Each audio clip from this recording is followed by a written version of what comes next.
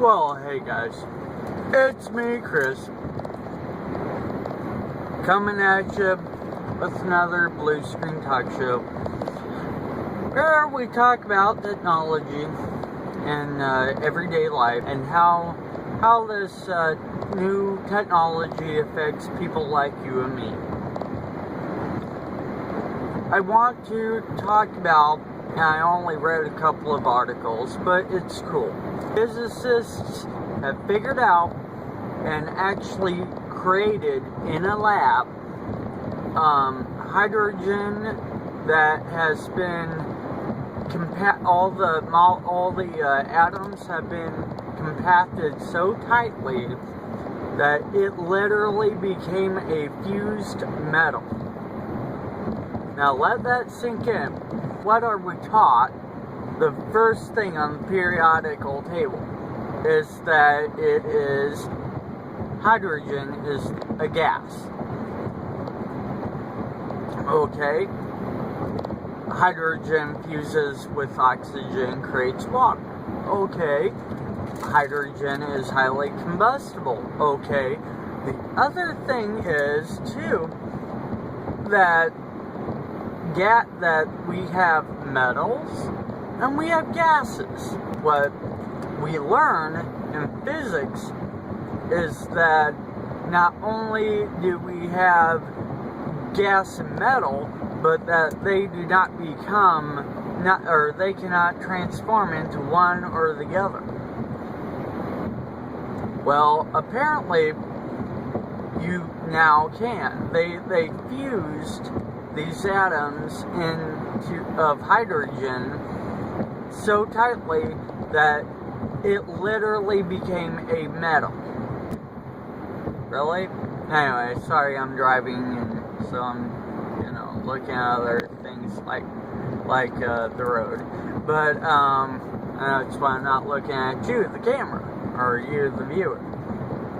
But anyhow, that's what they did. Now, what is our benefit to this? Why would you want to turn hydrogen into a metal? Okay, well, they found out some pretty cool properties of this happening, which is one of the big things is at room temperature, it is an amazing superconductor of electricity. That means that we can build high-power magnets without having to use nitrogen to cool it to sub-zero temperatures in order to get electrons flowing fast enough and not heating up coils hot enough to, burn out. Because when you have an electromagnet, it has to be kept under a certain temperature, because if it reaches I believe 220 or 40 degrees and goes over, it burns up. It ceases to even be a magnet, and the copper just melts. Now, I don't know what the melting point of this metal is, if you can use it as a superconductor at room temperature. So, what is this going to do for us? What is the point? Well, we've been computers are getting smaller and smaller, and our devices are running hotter and hotter because we are attempting to run so much high power to make them go faster and faster through it. Well, physics, ergo, the more friction you have on something, the more heat that will produce. You have that with electrons traveling through copper or even gold. So that is going to immensely help us in our computing needs. But as far as what this element being transformed into a metal could do for us, well, the computing industry will boom once again. I mean,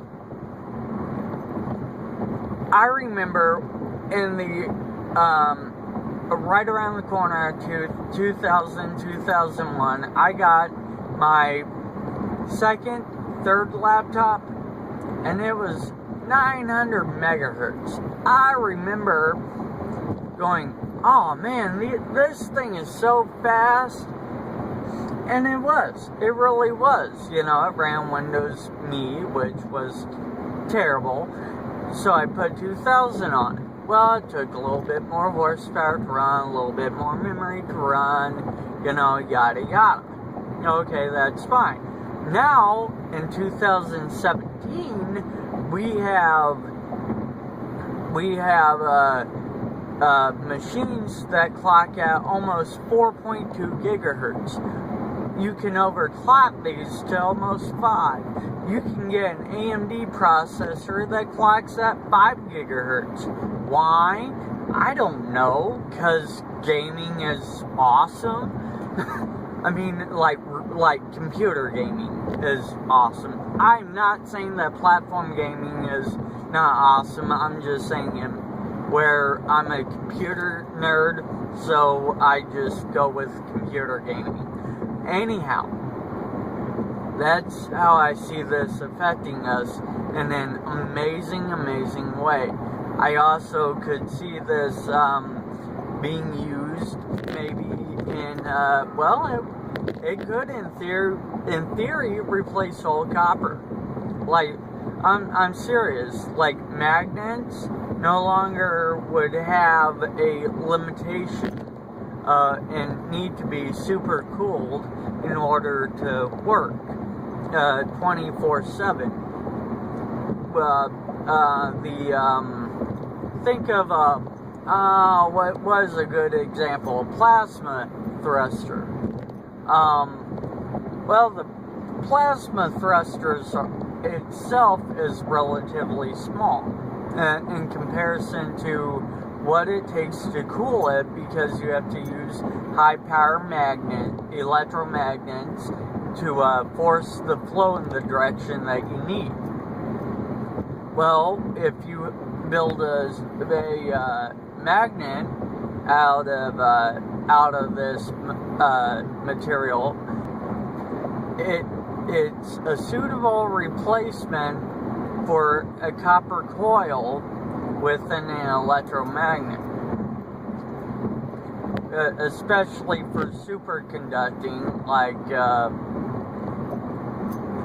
I said, for a plasma thruster, because now you can build a plasma thruster and you can maybe vent it, you know, with a regular heat sink, and but you could run this thing to high heaven and it'll superconduct all day long.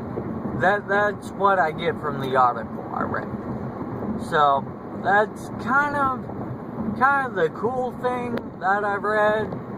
I'm really interested to see where things will go with this technology, because I mean, they are doing crazy things in physics, and I don't know, stuff like that excites me.